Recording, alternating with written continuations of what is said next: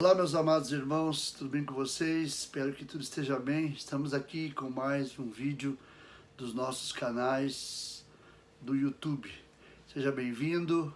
Eu peço que você se inscreva em nossos canais, que você deixe o seu like e deixe a sua opinião e mande sugestões também, ok?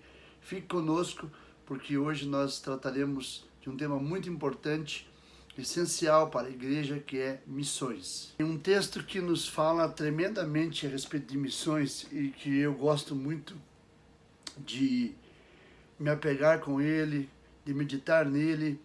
É o texto que está em Atos, no capítulo 1, no versículo 8, que são palavras de Jesus, não são palavras de terceiros, são palavras de Jesus, diretamente da boca de Jesus, que diz assim: mas recebereis o poder do Espírito Santo, que há de vir sobre vós, e ser-me-eis testemunhas, tanto em Jerusalém, como em toda a Judéia e Samaria, e até os confins da terra.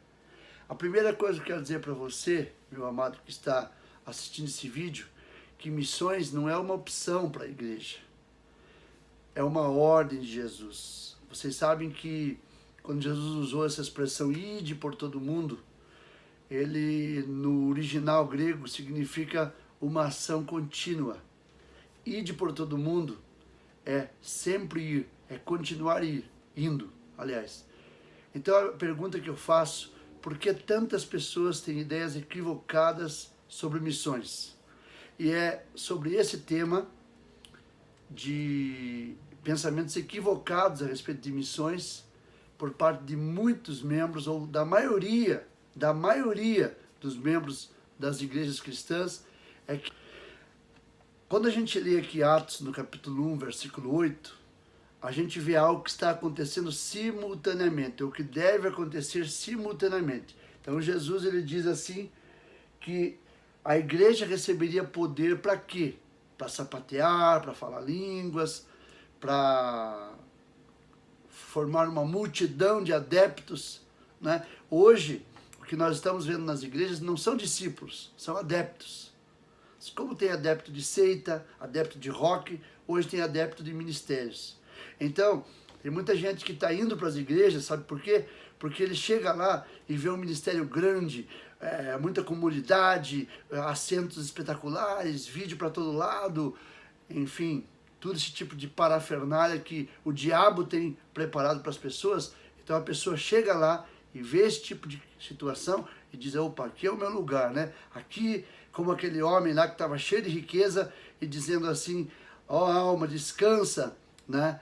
E não sabia ele que logo em seguida o Senhor pediria contas do que ele tinha feito com todos os bens, qual a qualidade de mordomo que ele havia sido, e ele estava prestes a ter que dar contas da sua vida. Então muitos crentes, eles estão, como diz o hino nacional, né, dormindo em berço esplêndido, confortavelmente em suas poltronas, nos domingos, nas células, nos grupos pequenos, enfim, aonde quer que seja, vivendo confortavelmente, tendo o seu ego massageado pela maioria dos pastores.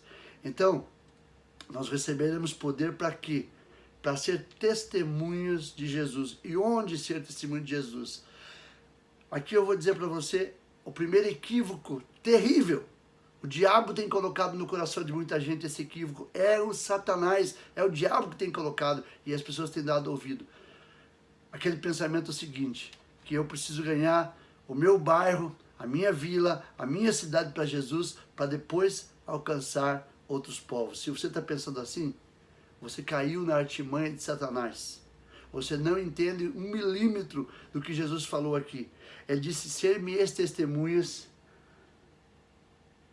tanto em Jerusalém, Judéia, Samaria e até os confins da terra. Isso significa você ser testemunho de Jesus ao mesmo tempo em diversos lugares. Como nós não somos onipresentes, então nós temos que ter alguém falando de Jesus no nosso bairro, na nossa cidade, no nosso estado, no nosso país, mas também no mundo, ok? Então, quebre esse paradigma do inferno que o diabo colocou no teu coração, de que, primeiro tem muita gente para ganhar aqui no Brasil. Além de tudo isso, não é verdade, porque cada esquina que você vai no Brasil tem uma igreja evangélica, tem uma igreja cristã, ok? Eu não estou falando de denominação, estou falando de igreja de Cristo. Cada esquina que você vai tem uma igreja pregando a palavra. Então, o Brasil, ele está completamente evangelizado. Eu diria que tirando talvez as tribos lá do Amazonas, alguns lugares muito, muito remotos, né? Em que tem a questão linguística, a distância, enfim, um monte de coisa cultural, o restante do Brasil, ele realmente já está evangelizado. Mas mesmo assim que não tivesse, nós não poderíamos concentrar todas as nossas forças apenas no Brasil. Então essa é a primeira mentira que você deve tirar do teu coração, que o diabo colocou na tua vida, e você, porque vive no teu mundinho ali, na tua cidadezinha, na tua vilazinha, no teu bairrozinho, você está muito bem, ou não está tão bem de situação, mas você imagina que precisa ganhar primeiro o teu bairro para Cristo, para depois falar de Jesus às outras nações. Outra coisa também é quando a pessoa, ela acredita que se ela estiver fazendo algum bem para alguma pessoa, ou seja, dando uma cesta básica, fazendo alguma coisa nesse sentido, ela está fazendo a obra de Deus. Ou seja, fazendo a obra social, ela realmente está fazendo a obra de Deus. Não. Isso também é mentira do diabo. Ele colocou isso no teu coração, e se você tem feito isso, não se engane, não continue no engano. Ouça esse vídeo, preste atenção e comece a mudar a tua postura. Essa não é a postura do verdadeiro cristão, ok? Então, por exemplo, muitas pessoas deixam de entregar seus dízimos na igreja e dizem assim, eu não vou mais entregar o dízimo porque eu vou ajudar alguém com cesta básica, eu vou lá num asilo, eu vou numa casa de acolhimento, eu vou lá fazer um trabalho com crianças, e lá eu vou deixar minha oferta, e lá eu vou deixar meu dízimo. Não, a Bíblia diz, lá em Malaquias, né, e também era um costume no Novo Testamento, que as pessoas traziam seus dízimos e ofertas à casa do Senhor. Mas outra coisa também, muitas vezes a pessoa diz assim, eu não vou ajudar missões, porque tem muitas pessoas na minha igreja precisando de alimentação, precisando de ajuda financeira. Essa é outra mentira, esse é outro engano. Esse é o segundo engano que eu estou colocando, que muita gente cai nisso, pensando que está fazendo a obra de Deus, porque está fazendo bem para as pessoas.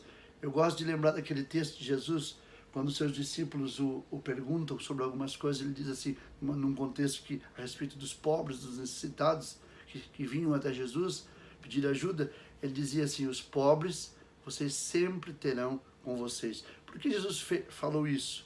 Porque ele concorda com isso? Não. Ele simplesmente, ele constatou, ou ele chamou atenção para uma situação do coração do ser humano. O ser humano é assim. O homem que não tem Cristo é assim. O homem que não tem Jesus é assim. É egoísta. Olha só para o seu mundo. Olha só para a sua situação e não pensa na situação dos outros. Então muita gente não apoia missões porque diz assim, não, eu já estou ajudando alguém, já estou dando uma cesta básica, eu já faço isso, já faço aquilo. Essa é outra mentira de Satanás, é uma mentira do diabo. E muitas pessoas têm caído nessa mentira também.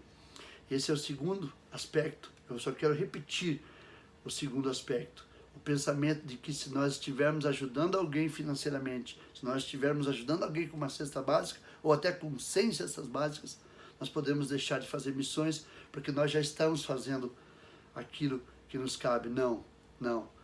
E até porque a Bíblia diz que depois de termos feito tudo, o máximo, ainda nós vamos ser considerados. Interessante que muita gente diz assim, eu não vou apoiar missões para as pessoas fazerem turismo pelo Brasil ou pelo mundo. Eu não vou apoiar missões porque eu não vou poder ver o que aquela pessoa está fazendo. Essa é outra mentira do diabo. As pessoas, elas tratam as situações de acordo com a sua conveniência.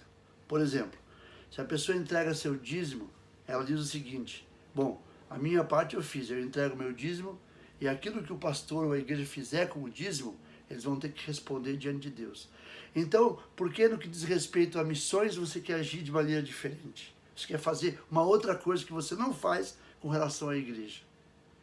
Da mesma forma, Até porque hoje, a maioria dos missionários que eu conheço, eles mandam informações para os seus mantenedores.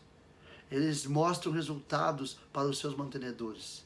Eu conheço missionários que estão no Moçambique, Angola, Índia, China, Nepal, Chile, Argentina, Piauí, no Brasil, em muitos lugares, e eles mandam retorno, sim.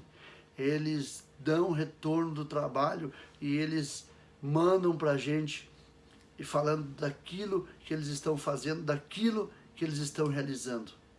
Então, quando você diz assim, eu não vou ajudar porque eu não vou poder estar cuidando do que aquela pessoa está fazendo, você está sendo enganado por Satanás, você está sendo enganado pelo diabo e você está achando que está fazendo a vontade de Deus, mas você não está. Você está no engano completo.